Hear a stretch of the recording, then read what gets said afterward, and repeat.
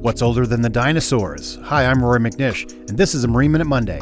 The horseshoe crab has been around for more than 350 million years and are considered living fossils. They're an important marine species due to a number of factors. First, their eggs are an important food source to the migratory red-knot shorebird that rely on the horseshoe crab's eggs to get enough food so they can continue their long journey and reproduce as well. Their blood is blue due to amounts of copper that is present and plays a vital role in human life.